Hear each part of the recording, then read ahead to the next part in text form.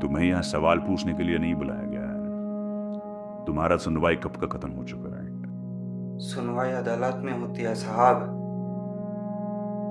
मैं अदालत पे नहीं, अपना वजूद ढूंढने आया हूँ। बजगुप्त, देखो अपने आप को। हाथ सून हो चुका है, पाँव लाचार है। अब इस हालत में आम इंसान की जबान चलाकर क्या बदल डालेंगे। मेरे हाथ तभी बेजान हुए थे साहब, जब मैं आपके दिए हुए धर्मार्थ और पहचान के झंडे लेकर भीड़ में सबसे आगे खड़ा हुआ था, और तुम पत्रकार के साथ साथ सच्चाई का भी गला घोट रहे थे। पाँव तब बेजान हुए थे जब मैं तुम्हारी नफरत के दौर में सबसे आगे भाग रहा था, और तुम कानून और अदालत को कमजोर बना रहे थे। मैं अंधा था साहब, अपने अहम पर, अपने जाति पर, अपने धर्म के गौरव पर, उसमें मैं अंधा हो गया था।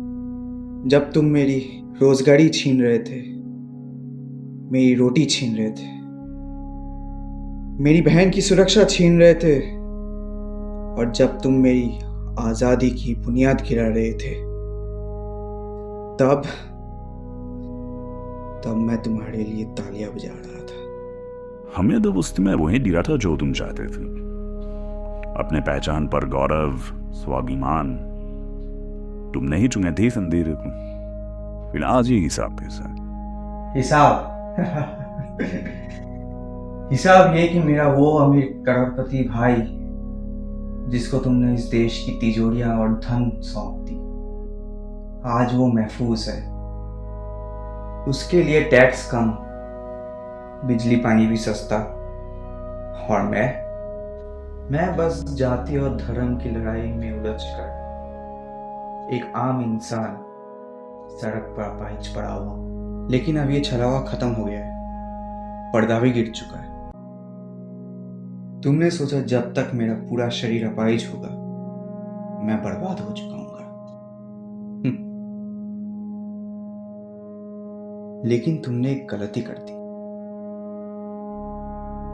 तुमने मेरी आंखें खुली छोड़ दी, मेरे कान खुले छोड़ दिए, और सबसे बड़ी गलती, मेरी जबान को सलामत रखा। जबान को खामोश करने में एक लम्हा लगता है, बस एक और रोशनी की खिड़की बंद और तुम्हारा वजूद खत्म। रोशनी तुम्हारे हाथ में है, लेकिन आग मेरे लफ्ज में है। तुमने मेरे जिस्म को अपाहिज बनाया है, मेरे सोच को नहीं। ये जो सन्नाटा सुन रहे हो ना, ये मेरी हराम हुई आजादी की सन्नाटा नहीं, ये उस तूफान से पहले की खामोशी है जो तुम्हारी इस ऊंची इमारत को उखाड़ के फेंक देगी। अपने जबान को संभालो, इससे पहले ये भी बेजान हो जाए। कुदरत का तय पड़ा। आवाजों को चुप करा सकते हो साहब, पर चेतना को नहीं, क्योंकि जब चेतना जागते हैं ना, तो हजारों जुबान खुद ब खुद बोलने लगते हैं।